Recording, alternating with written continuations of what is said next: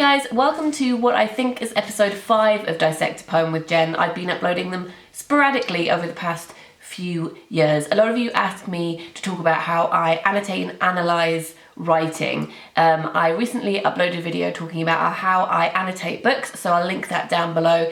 In the Dissect a Poem series, I do one of my favourite things, which is close reading of poetry, and I ask you to do that with me and we can have a discussion about a particular poem. So in a second, I'm going to ask you to pause this video and click on the link in the description box, which will take you to one of my favourite poems of last year, which is The Republic of Motherhood by Liz Berry. So I'd like you to pause this video, go over and read that poem, and if you would like to, while you're reading it, scribble down some thoughts on a piece of paper, what it makes you feel, the devices you think it's using, etc, etc. Then come back to this video, click play, I will tell you my thoughts on the poem, and then you can leave your thoughts in the comment section down below and we can have a conversation. This, as I said, is one of my absolute favourite poems. I absolutely adore it. So pause this video now, go and click on that link, have a read and come back. Okay, welcome back. I have lots of thoughts. This is a poem that looks at the vulnerability of motherhood, of new motherhood, of stepping into foreign territory and feeling lost and overwhelmed. It touches on postpartum depression and lots of other things through this beautiful like fairy tale mirage almost. So let's begin with the title. It's called The Republic of Motherhood. So we think of motherhood as this foreign country that you go to. You cross the border when you have a child and then you're there. So let's look at the first few lines. It says, I crossed the border into the Republic of Motherhood and found it a queendom, a wild queendom. And there's this beautiful image of you becoming a mother and therefore you becoming a queen of motherhood. But a republic doesn't have a monarch. So if you access this queendom, which is a republic, those two things don't make sense together. The queenship that you have been offered means nothing. As if you've been given some kind of arbitrary crown, some kind of second-hand prize that everybody has. It really reminded me of Alice in Wonderland, or rather Through the Looking Glass, because in the sequel, Alice is trying to become a queen by hopping over all of these fences, and there are lots of queens in Wonderland, and no one really knows who rules. And having it as a wild queendom brings to mind for me this vast landscape, this empty landscape where it's lonely and you feel unmapped. Let's move on to the next few lines. It says, I handed over my clothes and took its uniform, its dressing gown and undergarments, a cardigan, soft as a creature, smelling of birth and milk. This idea that you are handing over your clothes and putting on this uniform of motherhood. So this might be the hospital gown when you go into hospital, or it might be that you're wearing these clothes that are permanently covered in baby sick and that is your new uniform. But regardless, it's this symbolism of giving up your identity and now you are clothed in motherhood. This idea of wearing a cardigan soft as a creature, almost like you're wearing your baby, and there's something very primal about that, and makes me think of Red Riding Hood and also of The Tale of 1,000 Furs, which is a very, very creepy fairy tale. And this image of fairy tale continues. It says, as I lay down in motherhood's bed, the bed I had made but could not sleep in, for I was called to work at once.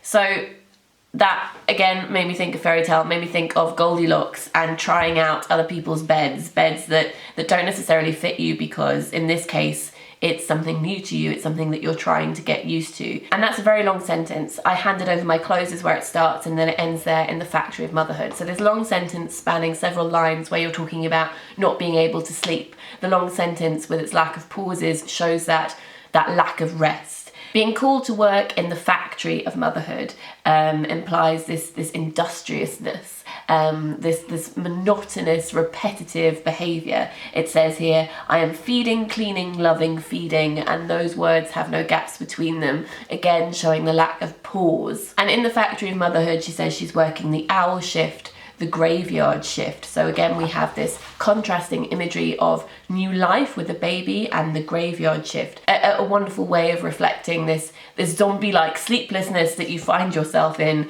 when you have a newborn child.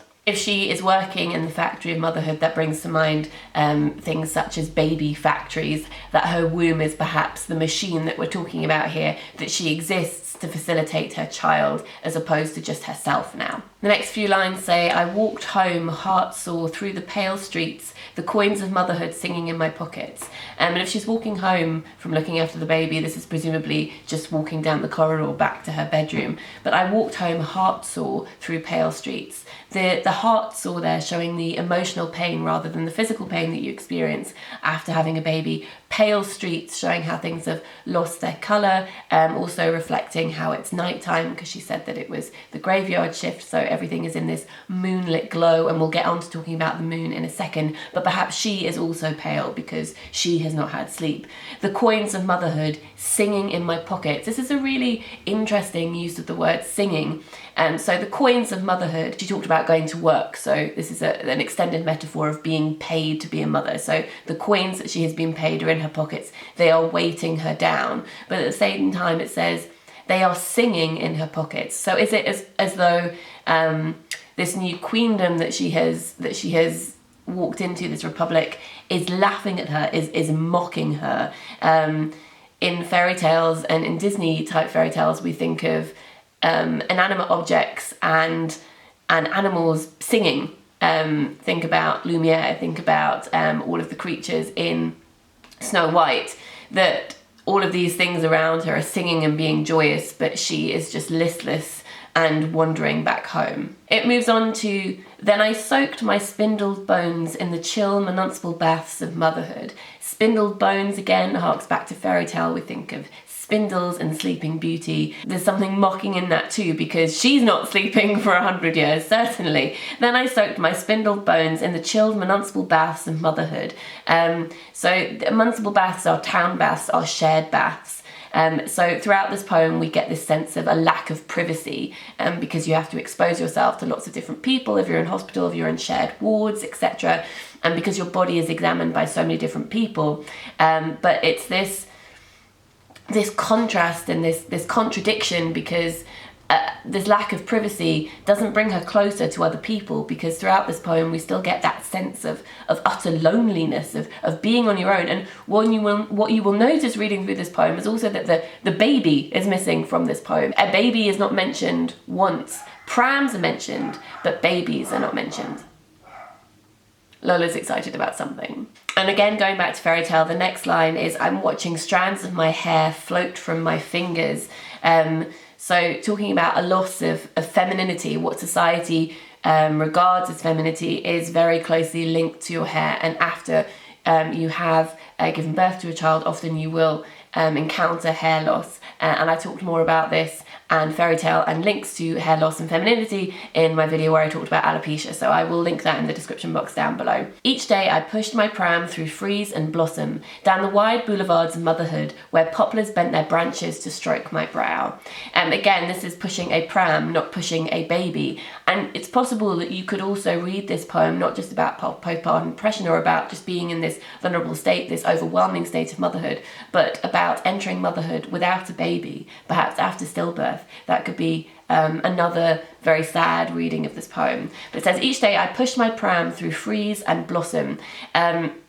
You can take that literally as if she is pushing her pram through all seasons of weather, through the cold and then through the flowers. But it could be through these polar emotions that she's experiencing. So she's pushing her pram when she's feeling terrible and when she's feeling okay.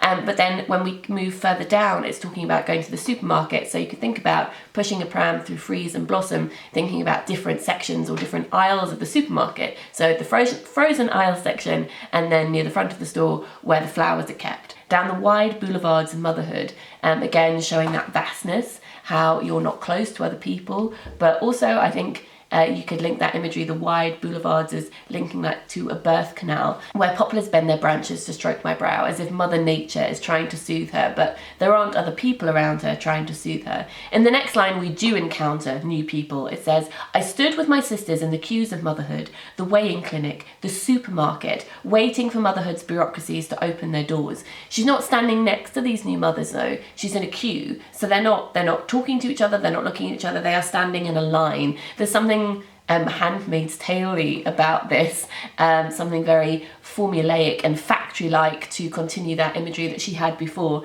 And that word there, waiting, is at the end of a line, so you're left hanging before you start that new line to reflect the word waiting.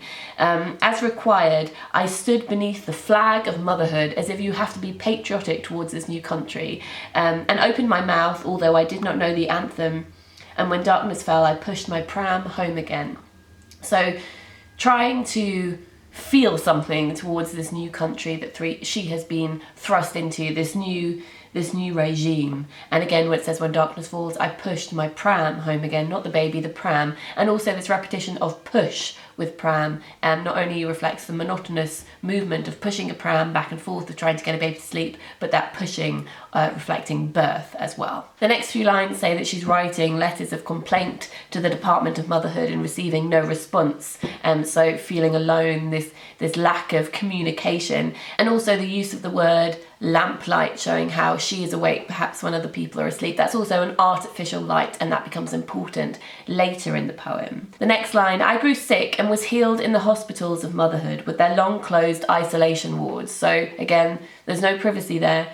Isolation ward sounds kind of creepy, as if the alternative is a positive thing where you're thrust into a room with lots of other people, again with the lack of privacy. Narrow beds watched over by a fat moon. Now, moon is linked in most cultures around the world with motherhood. There's a myth in Nigeria that the great mother moon sends down a moon bird to earth to deliver babies, and the Egyptian hieroglyph Mena means both moon and breast. So she is in this hospital bed being watched over by this fat moon, and the waxing and waning of a moon, of turning to crescent to full moon, also reflects that bodily change when you're pregnant as well. It says the doctors were slender and efficient. So contrast to the fat moon and perhaps how she feels in her body since having a child. The doctors are these slender beings. Their aesthetic and the way their body looks is more valued than hers. And when I was well, they gave me my pram again, so I could stare at the daffodils in the parks of motherhood. So again, they're not giving her baby back, they're giving her pram back.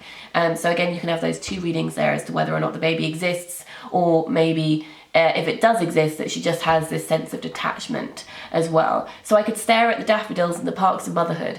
This again, this listless staring, this lack of engagement, just looking at things but not understanding them.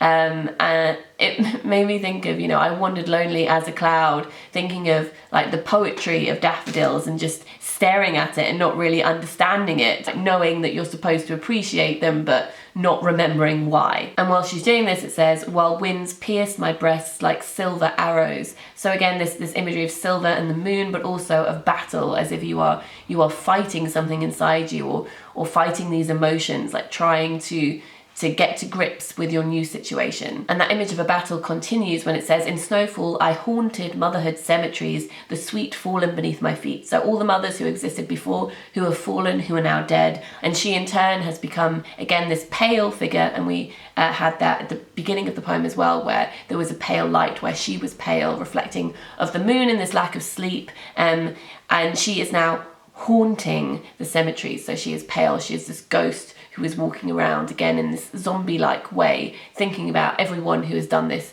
before her. Throughout this poem, the tiredness has been reflected in the lack of emotion in this poem. Like you see everything as if through glass, because of this sense of utter exhaustion, and that is pierced over the next couple of lines where she says, I prayed for that whole wild fucking kingdom. We get that sense of anger, of expressed emotion, its sorrow, its unbearable skinless beauty. So the rawness of it, skinless, being completely vulnerable and exposed. And all the souls that were in it, I prayed and prayed until my voice was a night cry. So until she screams at night like her baby does. And sunlight pixelated my face like a kaleidoscope. And I love this last line, sunlight. So this turning point, perhaps, this this break of sunlight through the cloud, of real light, unlike the artificial light that has been lighting the poem up until now. And sunlight pixelated my face like a kaleidoscope. There is a lingering imagery there of machinery and pixelated computers, etc., harking back to the image of a factory and of technology. And a feeling less than human, but it has this image of hope. If you think about lying outside with your eyes closed and then opening your eyes and the sun is so bright that you can't see things properly, everything is fractured, and it's like she's opening her eyes and acknowledging the chaos of the situation that she's in, and she's deconstructing it, and there's something quite beautiful about that. But it's also how children see things, how babies see things. They can't see faces in great detail because their eyes aren't working properly yet.